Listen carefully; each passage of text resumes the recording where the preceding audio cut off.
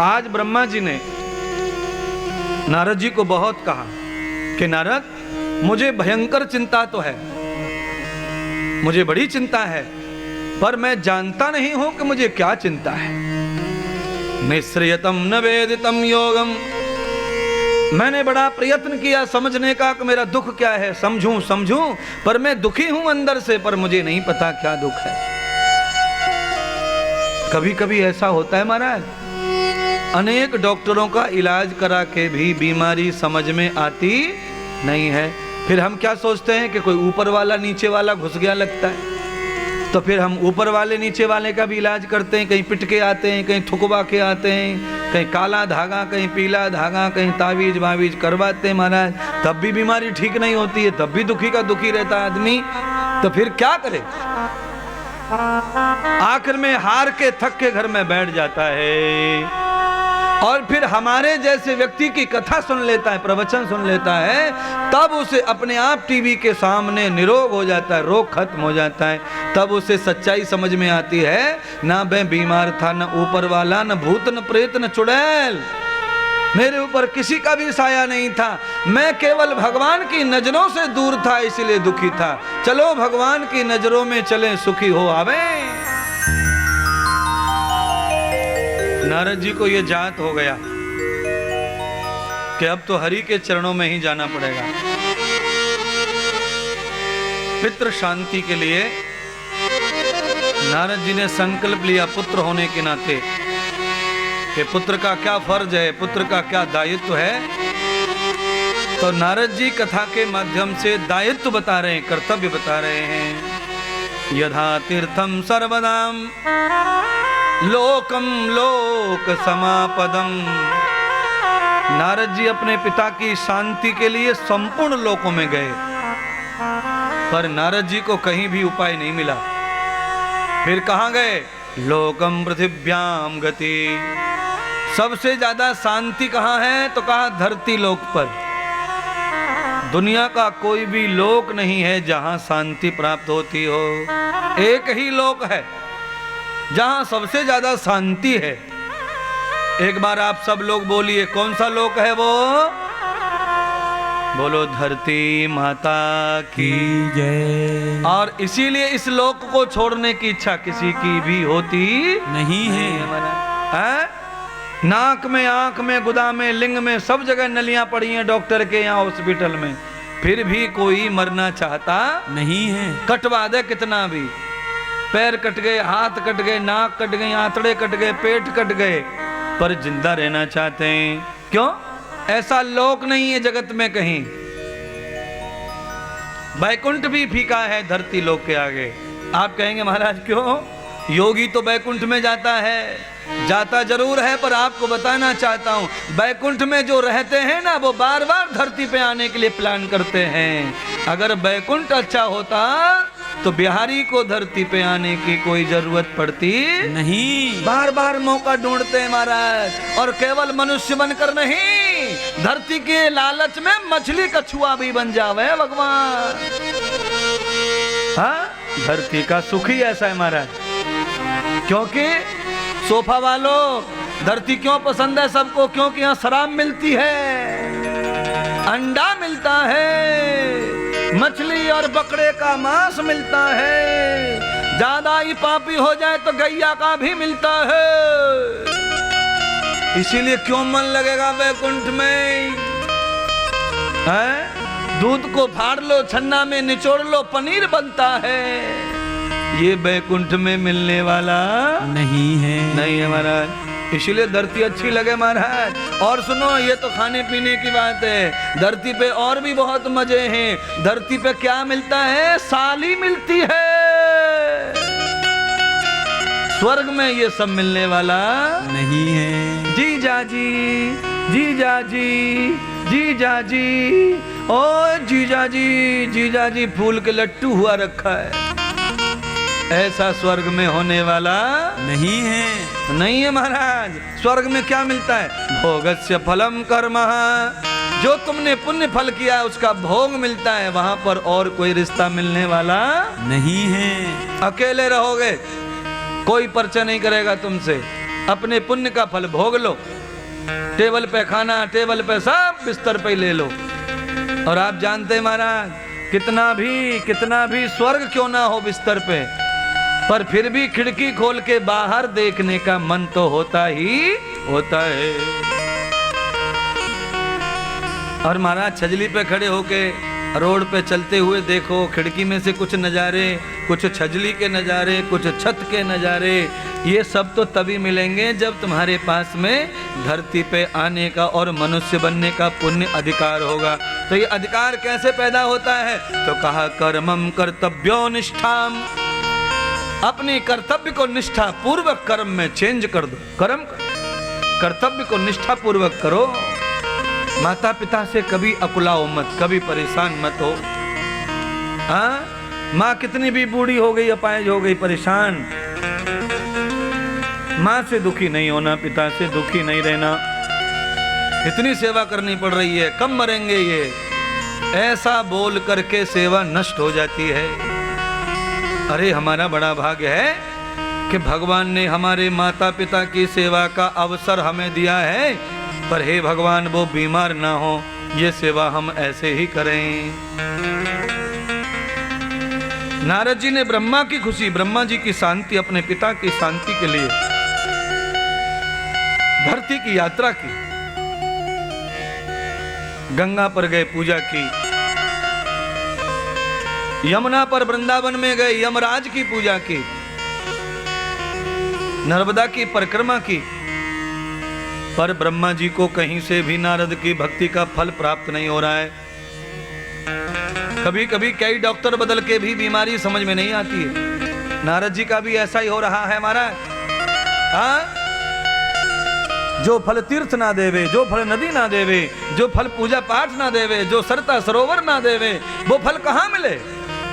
तो कहा जाताम वृंदावनम धरती, वृंदावन की धरती पर मिलेगा, चलो वृंदावन।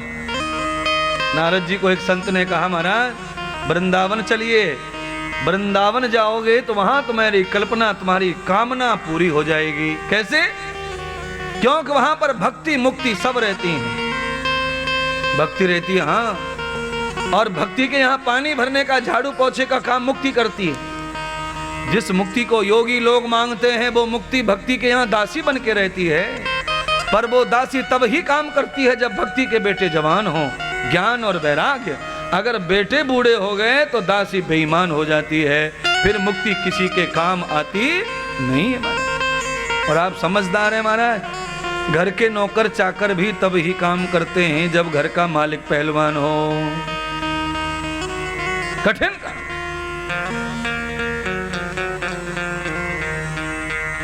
ज्ञान और वैराग्य दोनों बूढ़े हो गए महाराज। संत का कहना तो सच था, पर संत को बड़े दिन हो गए वृंदावन से आए हुए।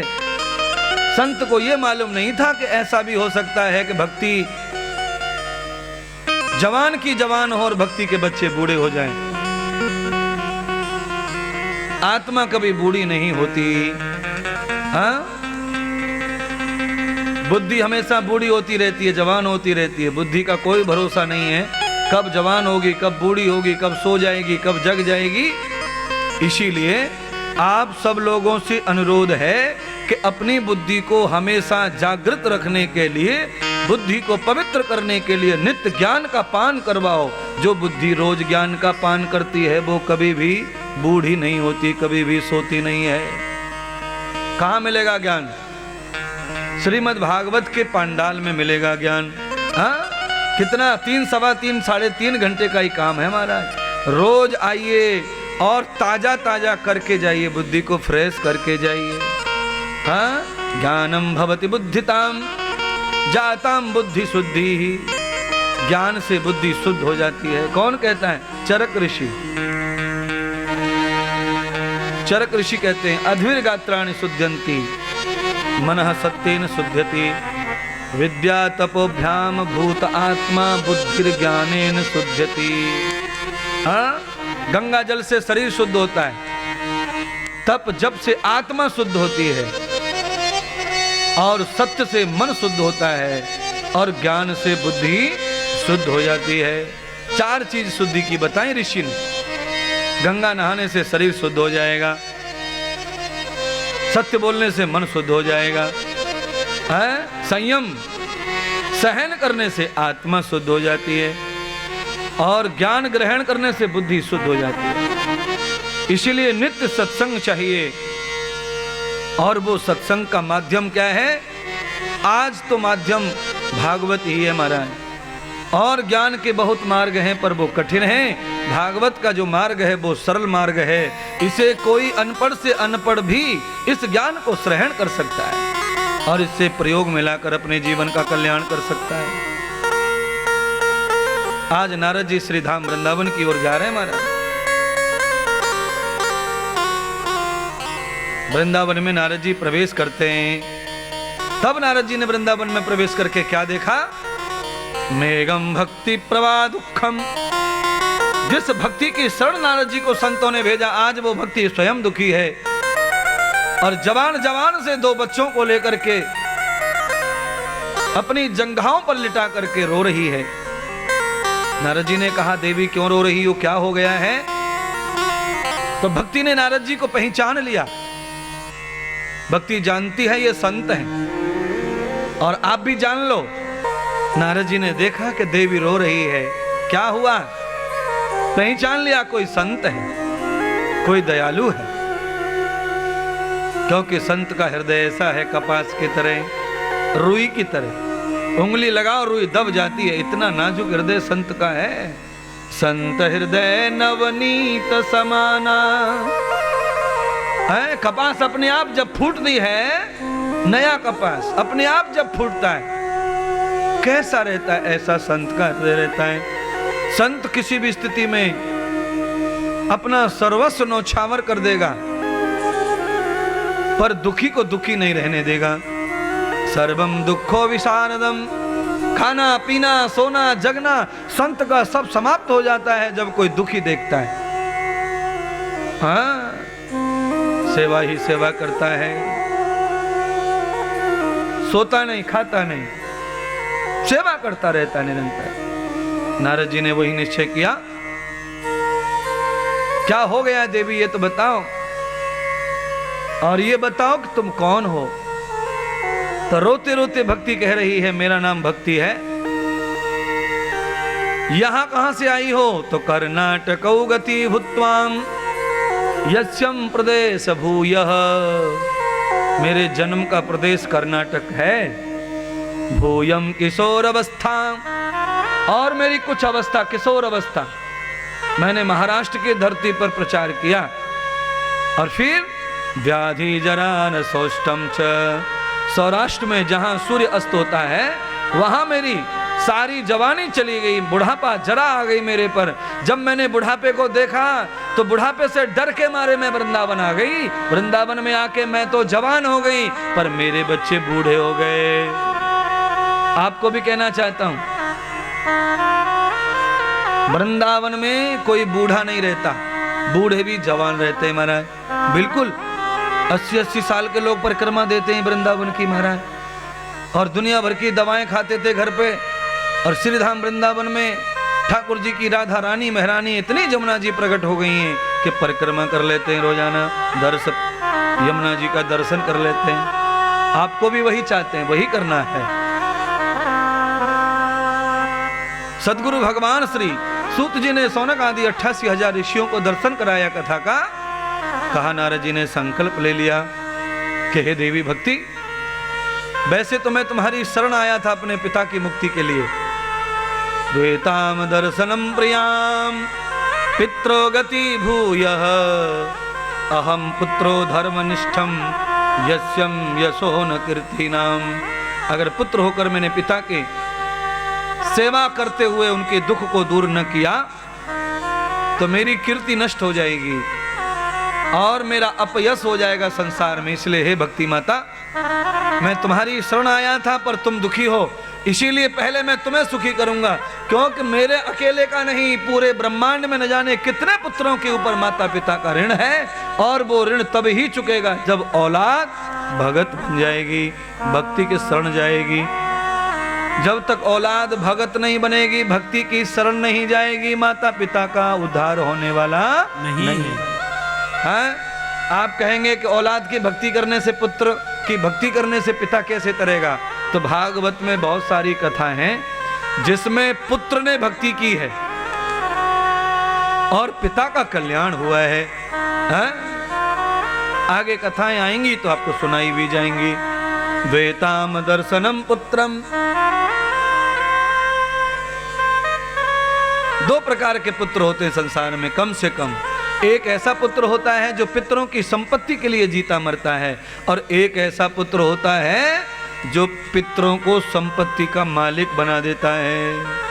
हाँ? आप अपनी संपत्ति का मालिक अपने पिताश्री को बना दीजिए, पर ऐसा होता नहीं है महाराज। जितने भी नौकरी चाकरी करते हैं ना, इसमें से 99% अपनी पत्नियों के नाम से प्लॉट खरीदते हैं राजनांदगांव में जाकर। पिता के नाम से किसी को भी स्टाम्प मिलते नहीं, पटवारी पैसे, SDM पैसे, तहसीलदार से। हैं? पत्नी के नाम से बोलते हैं घर पे आके कि छूट मिले, 10% छूट है स्टाम्प में। तो हमने कहा पत्नी के नाम पे छूट नहीं है, गधे की औलाद, माँ के नाम पे छूट है। लेडीज को छूट होती है, वो पत्नी के नाम पे छूट थोड़ी है। जब लेडीज को छूट है तो माँ बैठी है ना। माँ के नाम से संपत्ति खरीदने से संपत्ति में वृद्धि होगी। क्यों? पत्नी से आशीर्वाद कभी नहीं मिलता, माँ रोज आशीर्वाद देवे। हाँ? नाराज मत हो जाना बहनों, अगर तुम किसी की पत्नी है तो माँ भी तो है।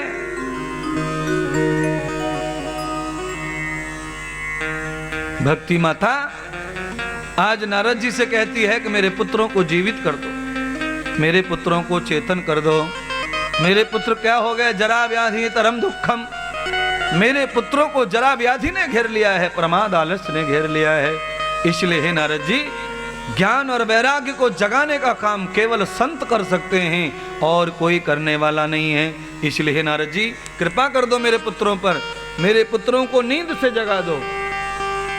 तो ध्यान करना महाराज, आज नारद जी ने जो संकल्प ले लिया अपने पिता ब्रह्मा की शांति का, ज्ञान और वैराग्य को जगाने का, और भक्ति माता के वचन को पूरा करके उन्हें प्रसन्न करने का वचन लिया, और नारद जी जंगल लौट आए और संकल्प लेके नारद जी चल पड़े। कहाँ?